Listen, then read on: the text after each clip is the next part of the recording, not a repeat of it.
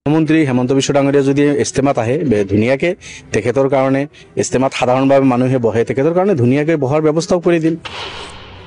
তেখেতে কেইদিনৰ পৰা কৈ আছে যে তেখেতসকলে ইস্তেমাত জুবিন গাৰ্গৰ ফটো লগাই না নাই চাম, জুবিনৰ ফটো নলগায়, এই ধৰণৰ কথা বাৰ্তা কৈ আছে। তো মুখ্যমন্ত্ৰী ডাঙৰীয়াক মই আপোনালোকৰ যোগেদি ক'ব বিচাৰিছোঁ যে ইছলামত ফটোৰ কনচেপ্ট নাই। ভাল পোৱা মানুহজনৰ যে ফটো ৰাখিয়ে ভাল পাব লাগিব তেনেকুৱা কথা নহয়।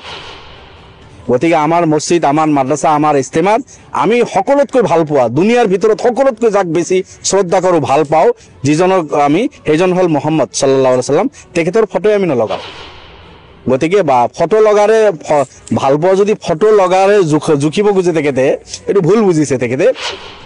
ইছলামৰ প্ৰতি মোৰ আহ্বান থাকিল, লাগিলে ময়ে কোৰাণ এখন গিফ্ট দিম আপোনাক, আপুনি ইছলামৰ মোটা কথাখিনি পঢ়ি ল'ব, তেতিয়াহ'লে এনেকুৱা আপোনাৰ ইমান ডাঙৰ ভুল কথা নহ'ব। আৰু আপোনাৰ আমাৰ পূৰ্বপুৰুষে অসমৰ বা ভাৰতৰ অন্যান্য জাতি জনগোষ্ঠীৰ লগে একেলগে মিলি ৰাষ্ট্ৰখন স্বাধীন কৰিছিল আৰু স্বাধীনতাৰ পিছদিনৰ পৰা অশান্তি দি আছে। তেখেতে যে কৈ আছে অশান্তি দিম, এইটো নতুন নহয়। এই জনগোষ্ঠীটোতো অশান্তি ফেচ কৰি আহিছে স্বাধীনতাৰ পিছদিনৰ পৰাই। চাওক, যিসকল অসমীয়া বা ভাৰতীয় তেখেতে মিয়া বুলি কৈ ভাল পায়, আৰু এইসকলকতো অশান্তি আজি নহয়, স্বাধীনতাৰ পিছৰ পৰাই কৰি আছে। আমাৰ পূৰ্বপুৰুষ, মোকো তেখেতে মিয়া বুলি কয়, আমাৰ পূৰ্বপুৰুষে অসমৰ বা ভাৰতৰ অন্যান্য জাতি জনগোষ্ঠীৰ লগে একেলগে মিলি ৰাষ্ট্ৰখন স্বাধীন কৰিছিল আৰু স্বাধীনতাৰ পিছদিনৰ পৰা অশান্তি দি আছে। তেখেতে যে কৈ আছে অশান্তি দিম, এইটো নতুন নহয়। এই জনগোষ্ঠীটোতো অশান্তি ফেচ কৰি আহিছে স্বাধীনতাৰ পিছদিনৰ পৰাই।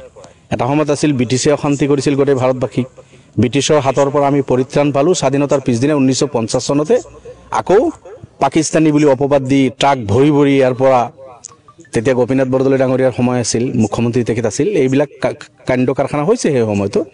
গতিকে অশান্তি তেখেতে কৰিম বুলি কৈছে, অশান্তি আজি কিয়, অশান্তিটো কৰি আছে। ইয়াৰ মাজত আমি জীয়াই আছোঁ, থাকিম, ওপৰলৈ আমাক ৰাখিব। আৰু কথা হ'ল যে তেখেতে যিমান এই লেতেৰা কথাবিলাক নকওক কিয়, আমি বিচলিত হ'ব নালাগে। আমি আমাৰ ল'ৰা ছোৱালীক পঢ়াব লাগে, খেতিয়কসকলে ভালদৰে খেতি কৰিব লাগে, নিজৰ ল'ৰা ছোৱালীক ভালদৰে পঢ়াব লাগে। যিসকলে বিজনেছ বাৰ্তা কৰিছে, বিজনেছ বাৰ্তাত মন দিব লাগে। আৰু সকলো ল'ৰা ছোৱালী পঢ়া শুনা কৰি এনেকুৱা ধৰণৰ মুখ্যমন্ত্ৰী বা এনেকুৱা ধৰণৰ মানে মানুহক যাতে প্ৰত্যুত্তৰ দিব পাৰে জ্ঞানেৰে, আদৰ্শৰে, সেই কাম আমি কৰিব লাগিব। আমি কৰি গৈ আছোঁ। গৌৰৱপুৰত হ'বলগীয়া ইস্তেমাতো তেখেতে যাব বুলি কৈছে, তাত আৰু জুবিন গাৰ্গৰ ফটো লগাই নাই চাব। নাই, আমাৰ ইস্তেমাততো কোনো হেৰি নাথাকে, মানে বেৰে নাথাকে।